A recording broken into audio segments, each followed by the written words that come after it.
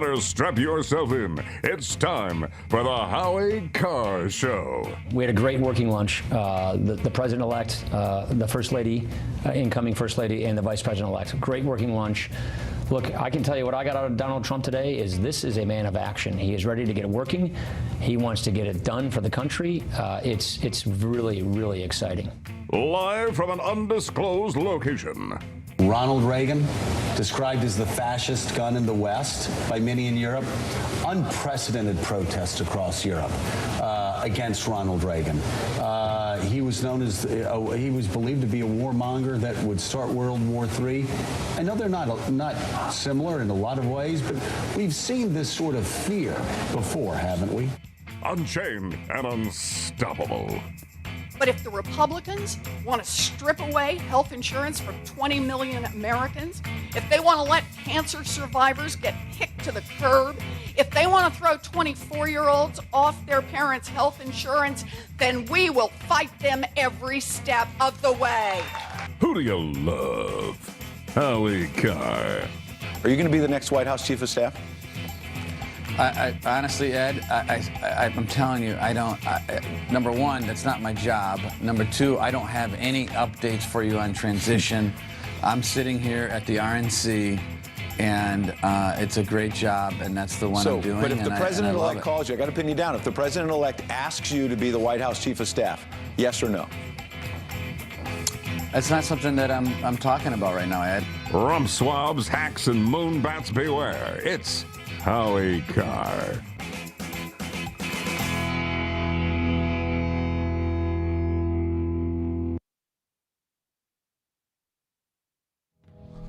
White people ruined America. That's Samantha Bee, whoever the hell Samantha Bee is. Unfortunately, Trump's winning will ensure that we hear a lot more of Samantha Bee in the future. Oh, great, great. Will I see her at a candlelight vigil on the Cambridge Common? She'll be leading the vigil. Will she be reporting on grim milestones and overreach and suggesting that it's time for Republicans to moderate their divisive rhetoric? Yes, all of that. Bracing for third night of protests after the election. Do we have Chris Matthews, by the way, on his? Even Comrade Chris is perplexed by what has been going on here these last few nights. And again, I mean, I get back to this over and over again. What's going to happen when people start saying Merry Christmas again to one another? What's going to happen when there is a Christmas tree out in front of the White House? I mean, there could be unrestrained looting going on. Okay, by the way, yesterday's cheap bastard deal at HowieCarShow.com was tickets to the Boston Pops. They sold out in minutes, but we were able to get our hands on 20 more tickets for the Boston Pop show in Manchester, New Hampshire at the SNHU Arena. That's a 2-for-1 type deal, so there's only a handful left.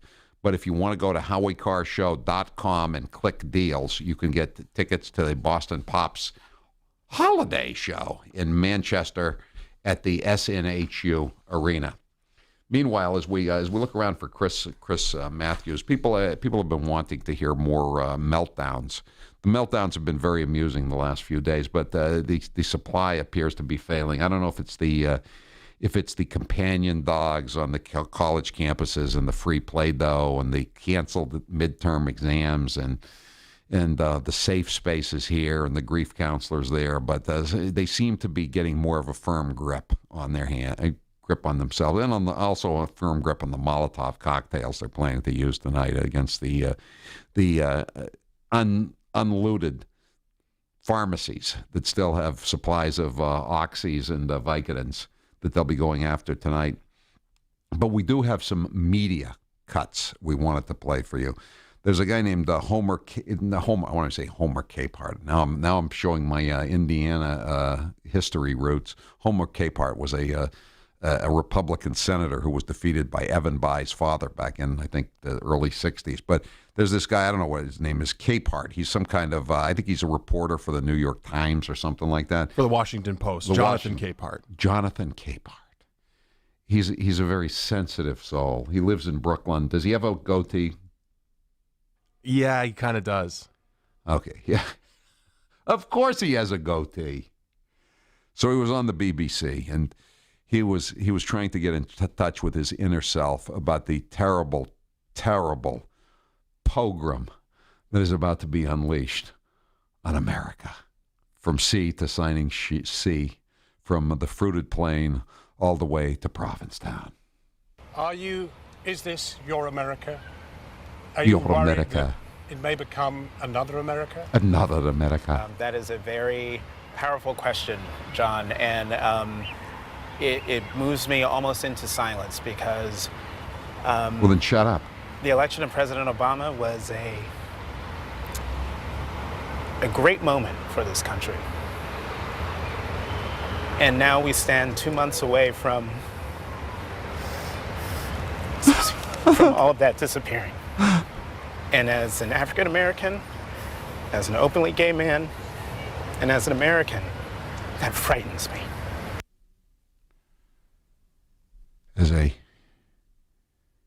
I don't know. I'm not white because they told me the other day, one of the rioters, that you have to have blonde hair and blue eyes to be white. So I don't. What am I? Am I a mixed race American? I don't know what that means. You're just a mutt.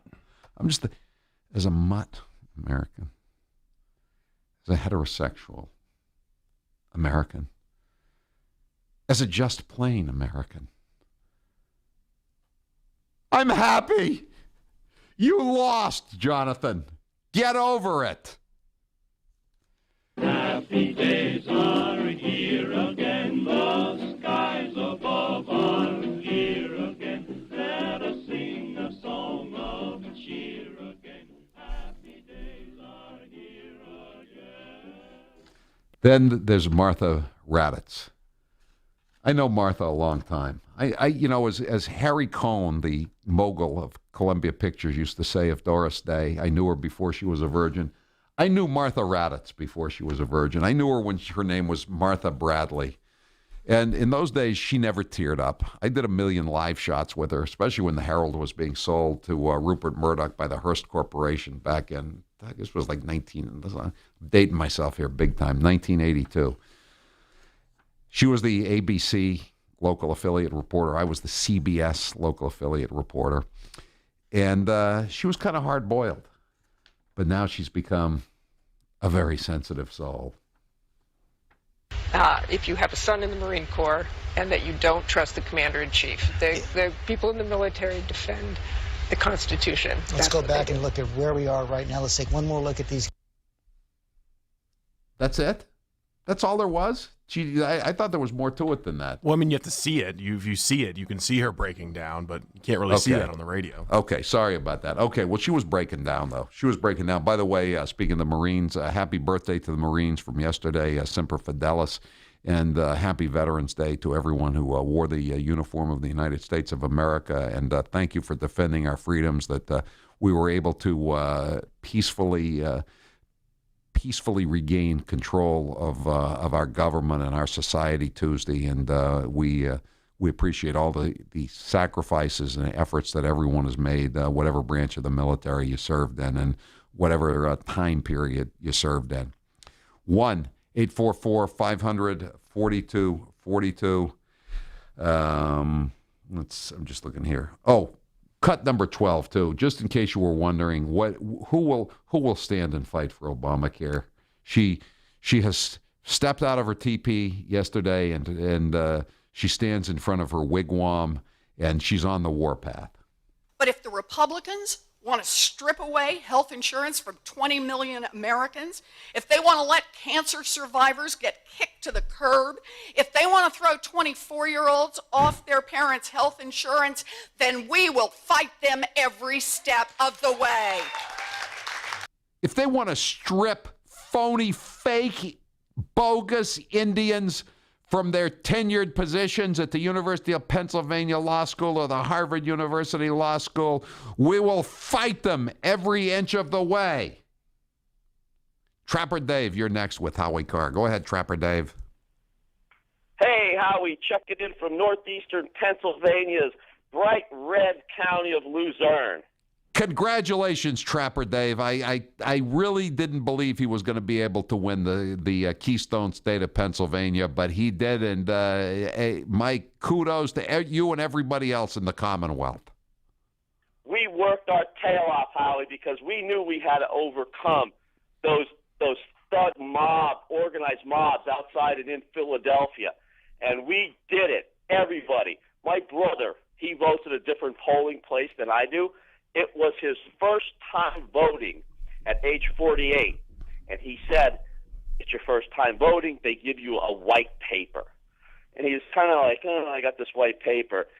He said he got in line. He said there was lines of people with white papers. We came out.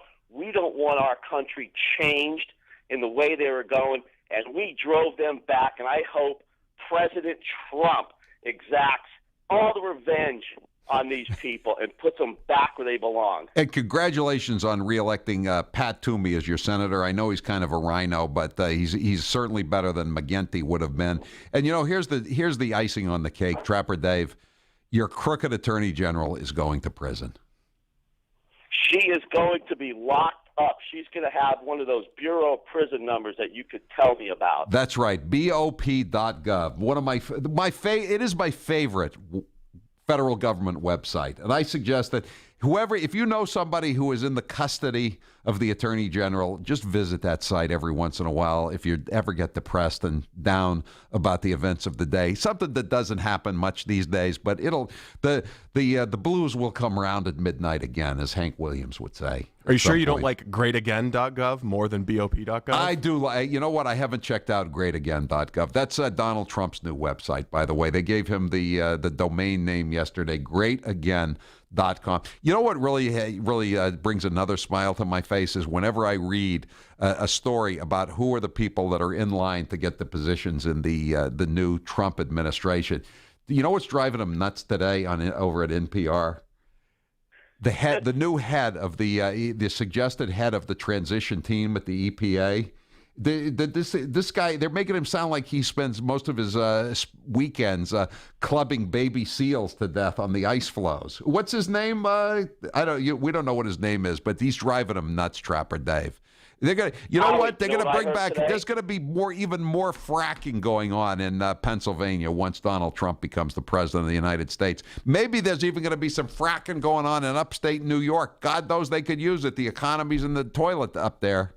He's Myron Ebel. He's the director of the Center for Energy and Environment at the conservative Competitive Enterprise Institute, and the left calls him a climate criminal. Oh, yes. The left, who was planning to elect just a basic criminal as president of the United States, is now calling one of Donald Trump's supporters a climate criminal. I love it. I love it. Congratulations, Trapper Dave. All right, 1-844-500-4242. I'm Howie Carr. That's right, Howie Carr.